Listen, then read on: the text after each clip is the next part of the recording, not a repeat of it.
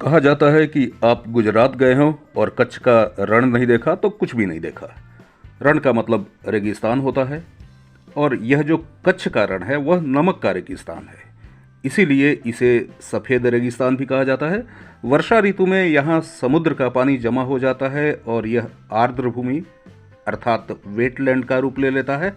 वर्षा ऋतु के बाद जब पानी सूख जाता है तो नमक का अंतहीन सफ़ेद फैलाव नजर आता है, जिसे हम कच्छ के रण के नाम से जानते हैं।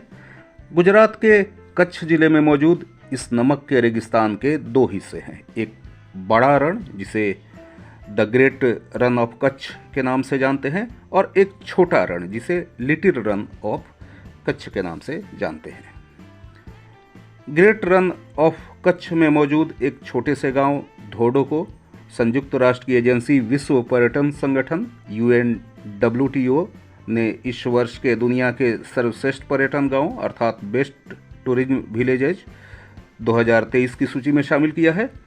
उसकी 54 सर्वश्रेष्ठ पर्यटन गांव की सूची में शामिल होने वाला धोडो भारत का इकलौता गांव है। दरअसल पर्यटन ने कच्छ के रण में स्थित धोडो गांव की तस्वीर ही बदल दी है। विश्व पर्यटन मानचित्र पर आ चुका यह गांव गुजरात के विकास का चेहरा बन चुका है। लवणीय रेगिस्तानी दलदली भूमि में स्थित इस गांव की उपलब्धि इसलिए और खास हो जाती है कि इसने इसे भौगोलिक और पर्यावरणीय चरम स्थितियों से मुकाबला करते हुए प्राप्त किया है।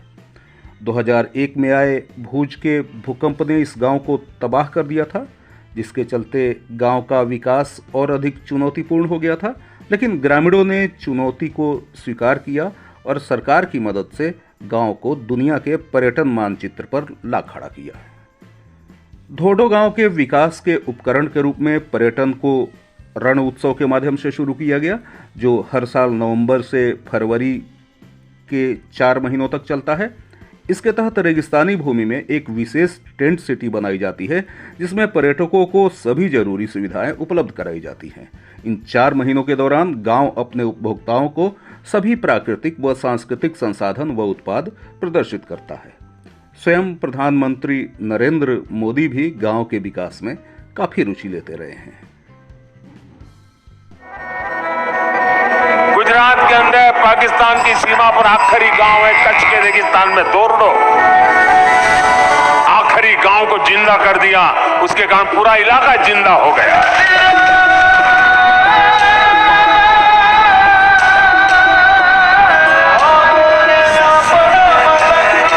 गुजरात का धोडो बारिश में बन जाता है नमक की दलदल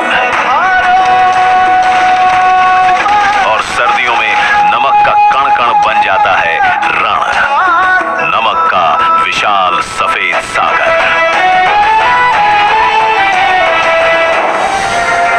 चांदनी रात की ये सफेद धरती, यूं लगता है जैसे चांद जमीन पर उतर आया।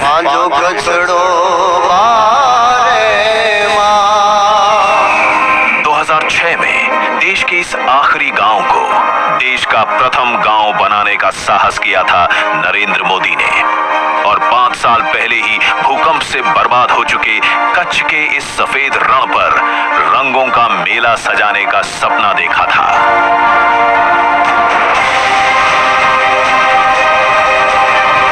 बड़े सपने देखना इनकी आदत है और पूरा करना इनकी काबिलियत। उन्होंने कच्छ में आलीशान टेंट सिटी कॉन्सेप्ट दिया, लेकिन इस पार्शियल लैंड पर इतना बड़ा टेम्पररी इंफ्रास्ट्रक्चर खड़ा करना आसान नहीं था। इसके लिए स्पेशल टैलेंट को जोड़ा, साथ में वर्ल्ड क्लास टूरिज्म एक्टिविटी को यहां खड़ा किया। पर्यटकों को ट्रेडिशनल कच्छी घर भोंगा में रहने का अनुभव देने के लिए लोकल्स को हॉस्पिटैलिटी की ट्रेनिंग दी। बेजान धोडो में नए बड़े होटल्स और ट्रैवल इंडस्ट्री उभरी। इतना काफी नहीं था, उन्होंने सीएम से पीएम बनने के बीच हर मुमकिन मौके पर रणोत्सव को प्रमोट किया और मीडिया के कैमरों से धोडो को हर टीवी मोबाइल तक पहुंचाया। कच्छ की सदियों पुरानी हस्तकला, मिट्टी कला, चांदी चमड़े की कारीगरी को बढ़ाया, कच्छ की सुषुप्त अर्थव्यवस्था को गति देकर 4 चांद लगा दिए। सर्विस सेंटर बना हुआ है। लाखों लोग हर साल आते हैं। वहां के लोगों के लिए करोड़ों रुपए का व्यापार होता है। इसके पीछे सोच एक ही थी। सीमा पर बसा हर गांव देश का पहला गांव ही है। कच्छ के रण में मिट्टी और छप्पर से बनने वाले परंपरागत घर वास्तुकला के अनूठे नमूने होते हैं। उन्हें भूंगा के नाम से जाना जाता है। कई सदियों से यहाँ रहने वाले खानाबदोश समुदाय और जनजातियां मिट्टी से बने इन गोल सिलेंडर नुमा घरों में रहती आई हैं। इन घरों की छतें शंकु आकार की होती हैं। इन घरों की खास आकृति यहाँ उठने वाली तूफानी हवाओं, भूकंप और भयंकर गर्मी व सर्दी से बचाती है। कच्छ अपने परंपरागत हस्तशिल्प और व्यंजनों के लिए भी जाना जाता है। कपड़ों पर की जाने वाली कच्छ की कढ़ाई कला अर्थात एम्ब्रॉयडरी प्रसिद्ध है और उसकी कई शैलियां हैं। ये सारी चीजें रण उत्सव के दौरान पर्यटकों के आकर्षण का केंद्र होती हैं और उनसे स्थानीय लोगों को रोजगार और आमदनी की प्राप्ति होती है। अब एक नज़र हम UNWTO अर्थात संयुक्त राष्ट्र विश्व पर्यटन संगठन पर डाल लेते हैं। उसने सर्वश्रेष्ठ पर्यटन गांव 2023 की अपनी सूची की घोषणा करते हुए अपनी आधिकारिक वेबसाइट पर जारी बयान में कहा कि यह सम्मान उन गांवों को दिया जाता है जो ग्रामीण इलाकों व परिदृश्यों के पोषण, सांस्कृतिक विविधता तथा स्थानीय मूल्यों व खान पान परंपराओं के संरक्षण में अग्रणी हैं। संगठन के महासचिव ने कहा कि पर्यटन समावेशिता, स्थानीय समुदायों के सशक्तिकरण और सभी क्षेत्रों में लाभ के वितरण के लिए एक सशक्त जरिया हो सकता है। उन्होंने कहा कि संगठन की पहल उन गांवों को मान्यता देती है जिन्होंने अपने विकास और कल्याण के लिए पर्यटन को उत्प्रेरक के रूप में उपयोग किया है। दरअसल साल 2021 में शुरू की गई यह पहल संयुक्त राष्ट्र विश्व पर्यटन संगठन के ग्रामीण विकास के लिए पर्यटन कार्यक्रम अर्थात tourism for rural development programme का हिस्सा है।